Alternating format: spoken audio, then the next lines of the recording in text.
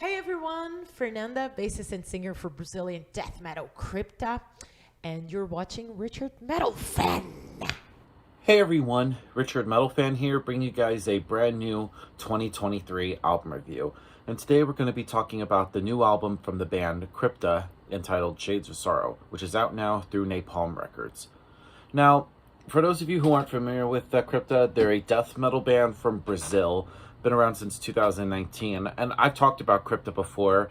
I actually reviewed their debut album in 2021, Echoes of the Soul, which was definitely one of my favorite albums to come out of that year, and I had the pleasure to finally see Crypta on their first ever US tour, opening for Morbid Angel, and it was great. I actually had interviewed Fernanda Lira there, and it was a great time, and I've been much been a fan of the band since the debut, or when they announced this band. And for those of you who aren't familiar, obviously this has two former members of Nervosa, Fernanda Lira, singer and bassist, and Luana D'Ameto on the drums.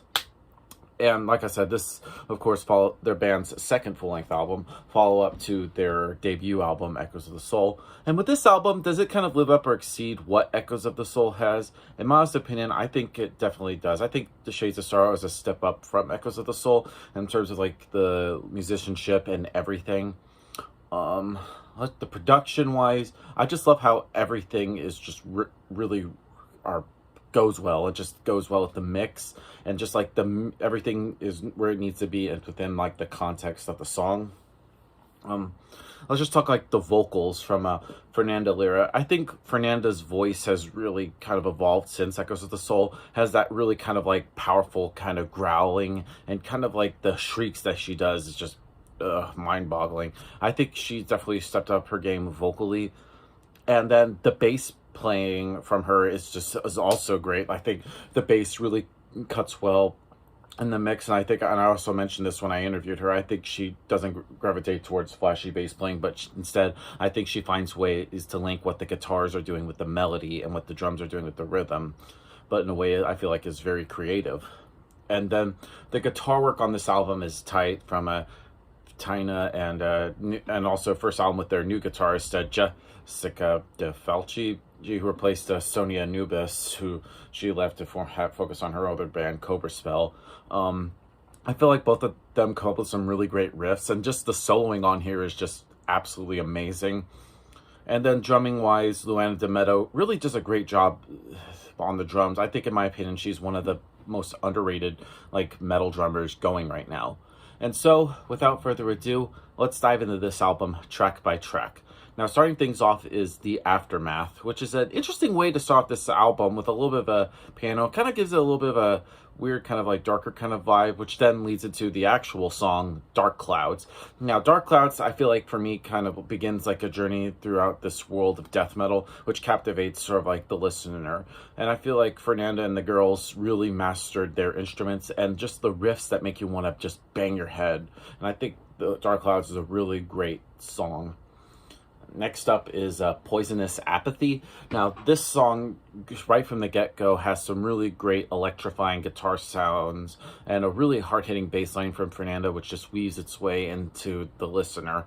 And I think it's just a really great song. Next song on the album is called The Outsider.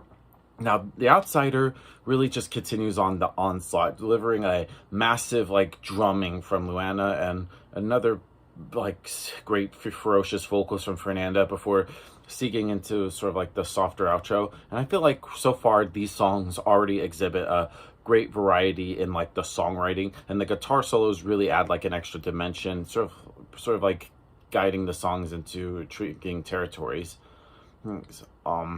Next up is Stronghold.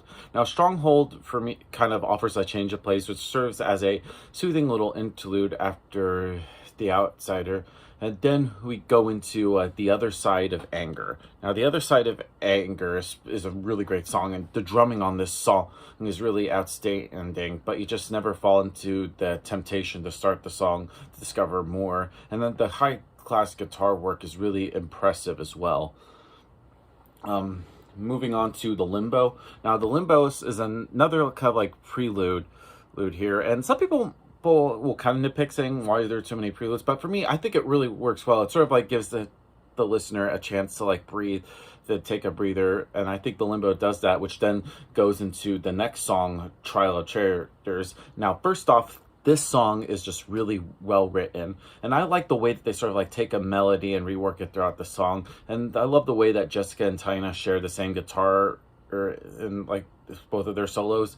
It's a super cool idea, and great. I can't even talk, but they make a great guitar duo. And Luana just keeps it fresh by adding some new stylistic choices, especially the fast double kick riffs, which gives her trademark snare blast work and abundance of fills. And then Fernanda's bass work really drives the rhythm, but her vocals, they just really plow through the whole song. And it's like I mentioned, describing her voice, it just almost sounds like a screaming banshee, which is just incredible. And this is just an amazing band, like overall. Next up is Lullaby for the Forsaken. Now, this is probably, in my opinion, the darkest song on this record. And it sort of has a little bit of an eerie kind of vibe to it. But well, that's just me. I just think it just gives me goosebumps every time I listen to it.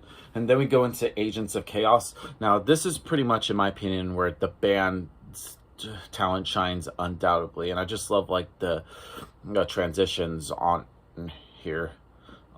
Lift the Blindfold. Now, this song is just relentless. It sort of like delivers the trademark sort of like death metal, and it pretty much leaves the listeners kind of like breathless. Moving on to the second to last song on the album, which is called Lord of Ruins, which is actually the first single released from this album. It's kind of interesting how the last song is kind of like the first single, kind of like similar to how it was on the last album. But Lord of Ruins, I love like the mix on this song. All the instruments are really performed really well, and this song is just really has a very wonderful heavy presence. Fernanda's vocals are definitely become really more powerful and refined, and I just love the growl that she does. And Tina and Jessica are perfect, like shredding talent, and just Luann is an absolute beast on this album. And then we close things out with The Closure, which gracefully concludes with a beautiful instrumental. My only kind of little nitpick is I wish it should have just been merged with the end of Lord of Ruins, but that's just my opinion. Now, overall, Shades of Sorrow by Crypta, really great follow-up to Echoes of the Soul. So if I were to give this album a score, I'm going to give this probably a solid 9 out of 10. It's just a really great album. I'm also looking forward to seeing them whenever they come back to the States. I know they're going to be at 70,000 Tons of Metal next January, and I'm really looking forward to that. So hope to see you all there if you end up going. But yeah, that's my review of the new Crypta album, guys. Let me know in the comments what you guys think about it, and I'll see you all in the next video. And as always, keep it metal.